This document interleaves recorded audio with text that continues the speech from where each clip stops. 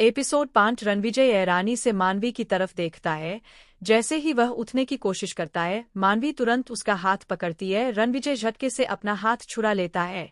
मैं आपकी डॉक्टर हूं और अभी आप उठ नहीं सकते हैं। आपके जख्म अभी ताजे हैं। आपको आराम की जरूरत है। मुझे आराम करना नहीं आता है डॉक्टर, आपने अपना काम कर दिया है, अब आप जा सकती है। देखिए, मैं बिल्कुल चली जाऊंगी। मुझे भी यहाँ पर रहने का कोई शौक नहीं है, लेकिन एक डॉक्टर होने के नाते मैं आपको इस तरह का पागलपन नहीं करने दूंगी। देखिए, उठने से आपके जख्मों से खून निकलने लगा है, इसलिए चुपचाप लेट जाइए। जितनी फुर्ती से रणविजय उठता है, उतनी ही फुर्ती से मानवी तुरंत उसे कंधों से पकड़कर लिटा देती है, जिसकी वजह से झटके से ऐसा करने से दोनों एक दूसरे के करीब आ जाते हैं। रणविजय तुरंत मानवी को खुद से दूर करता है और गुस्से में कहता है, दूर रहो मुझसे, खबरदार जो मेरे करीब आने की कोशिश की तो जान से मार दूंगा। किसने भेजा है तुम्हें मेरे पास? जरूर मेरे दुश्मनों की भेजी हुई हो तुम। लगता है गोलियों का असर आपके दिमाग में हो गया है। मिस्टर, मैं कोई राय चलती लड़की नहीं हूँ जो मुझे कोई भी उठाकर कहीं भी भेज देगा। डॉक्टर हूँ इसलिए अपना काम कर रही थी, पर मुझे लगता है आप जैसों के लिए हमदर्दी दिखाना भी गलत है। अगर मरना ही था तो मुझे बुलाया क्यों? ऐसे ही मर जाते, गोलियां निकलवाने की क्या जरूरत पड़ी थी? इतनी ऊंची आवाज में और इस लहजे में बात करने की हिम्मत किसी की नहीं होती है डॉक्टर। जिस तरह तुम मुझसे बात कर रही हो, तुम जानती भी हो मैं कौन हूं और तुम्हारे साथ क्या कर सकता हूं। मानवी कुरा सा मुंह बनाकर कहती है, मैं जानती हूं तुम एक बहुत बड़े पागल हो और अगर तुमने मुझे काट लिया तो मैं भी पागल हो जाऊंगी, पर फिक्र मत करो, मैं डॉक्टर हूं, मुझे पागलपन का इलाज करना अच्छी तरह आता है। मैं तुरंत एंटीबायोटिक इंजेक्शन ले लूंगी, आप बिल्कुल भी फिक्र मत कीजिए। यह लड़की खुद को समझती क्या है? इसकी हिम्मत कैसे हुई मुझे पागल कहने की? आज तक किसी की हिम्मत नहीं हुई मुझसे इस तरीके से बात करने की कि मेरे ही सामने खड़े होकर मुझे ही पागल कह रही है। इसे तो मैं अभी बताता हूँ। यही सोचकर जैसे ही रणविजय उठता है, उसके सर में दर्द सा उठता है और वह तुरंत लेट जाता है। मानवी दोनों हाथ बांधकर कहती है, कहा था ना मैंने, ज्यादा हीरोगिरी दिखाने की जरूरत नहीं है। यह हीरोगिरी तुम थोड़े दिनों बाद दिखा लेना, अभी तुम कमजोर हो। पूरी 3 गोलियां लगी थी। तुम्हें किस्मत वाले हो, कोई और होता तो अब तक स्वर्ग सिधार गया होता। हो सकता है कुछ अच्छे कर्म किए हो तुमने, इसीलिए बच गए हो। अगर बच गए हो तो कुछ ऐसे कर्म करो कि और ज्यादा दिनों तक जिंदा रहो। मरना चाहते हो तो मेरी बला से मुझे के रणविजय कुछ कहता उसके पहले ही मुन्ना कमरे में आ जाता है और रणविजय को होश में आया हुआ देखकर बहुत खुश होता है।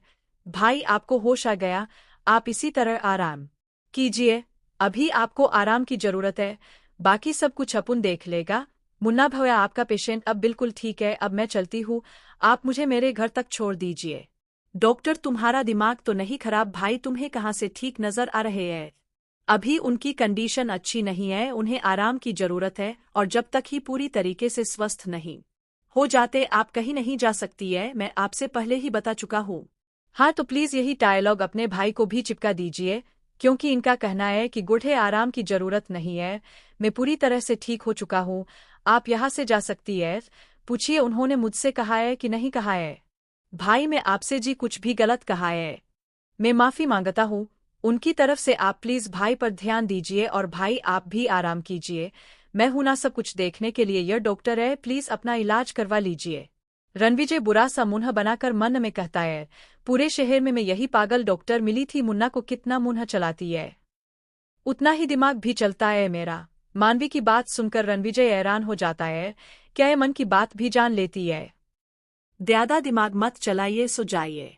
थोड़ी देर में रणविजय को नींद आ जाती है और वह सो जाता है। मानवी सोफे पर बैठकर कहती है, बाप रे, मैं कहाँ पर फंस गई, एकदम से पागल आदमी है। हाँ, अब जिसके साथ वाले इतने बड़े पागल होंगे तो सोचो पागलों का राजा कितना बड़ा पागल होगा।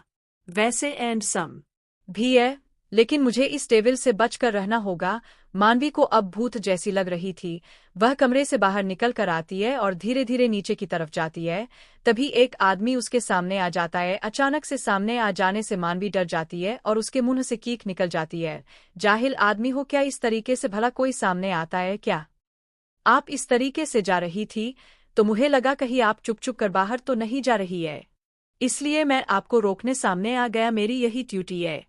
मुन्ना तुरंत दौड़ कर आता है, क्या बात है डॉक्टर साहिबा, आपको कुछ चाहिए या फिर यहाँ से भागने के बारे में सोच रही थी?